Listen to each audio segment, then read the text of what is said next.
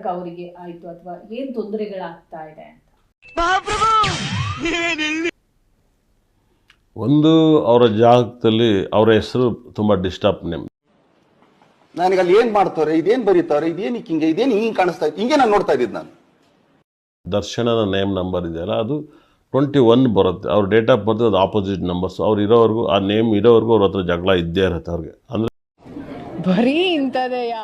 ಹಾಗಾಗಿ ದರ್ಶನ್ ಅವ್ರಿಗೆ ಯಾವಾಗಲೂ ಕೂಡ ಮತ್ತು 6ನೇ ತಿಂಗಳು ಈ ವರ್ಷ ವೆರಿ ಡೇಂಜರ್ ಡೇಟ್ಸ್ ತಿಂಗಳು. ನಾನು ಯಾವಾಗಲೂ 6 ವರ್ಷ ವೆರಿ ಇದೊಂದು ಬದುಕಿ, ಇದೊಂದು ಜನ್ಮವೇ, ಎಂತಹ ದುರ್ವಿಧಿ, ಇದೆಂತಹ ಸೀರಿಯಸ್ ತಿಂಗಳು, ತುಂಬ ದೊಡ್ಡ ಅನಾಹುತವನ್ನು ತಂದು ಕೊಡುತ್ತೆ. ಈ ವರ್ಷ 6 ಲೊತ್ತೆ ಅಂತ ಹೇಳಿದೆ. ಹಾಗಾಗಿ 6ನೇ ತಿಂಗಳಲ್ಲಿ ಒಂದಲ್ಲೊಂದು ಸಮಸ್ಯೆನ ಕೊಡ್ತಾ ಹೋಗುತ್ತೆ. ಅಲ್ಲೇನಾಗುತ್ತೆ, RR ನಗರ ಅನ್ನೋದು 44 ಬರುತ್ತೆ ನಂಬರ್ಸ್ ಟ್ಯೂನ್ ಮಾಡಿದಾಗ.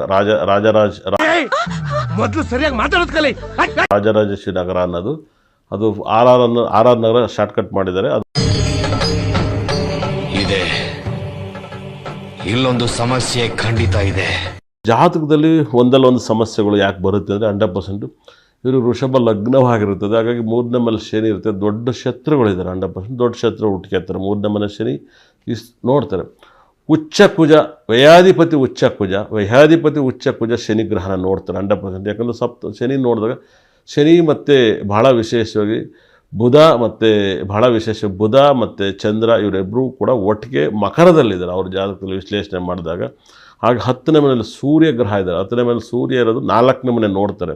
4ನೇ ಮನೇಲಿ ಸೂರ್ಯ ಇದ್ದಾಗ ಏನಾಗುತ್ತೆ, ಏನೇ ಇದ್ರೂ ಕೂಡ ಸ್ವಲ್ಪ ಅಧಿಕಾರ ರಾಜಕೀಯ ಆಸೆಗಳು ಅವ್ರಿಗೆ ಬರುತ್ತೆ. ಹಾಗೆ ರಾಜಕೀಯ ಇಂಡಿಯಾ ಕ್ಯಾನ್ವಾಸನ್ನು ಮಾಡಿದ್ದಾರೆ 100%. ಅವರು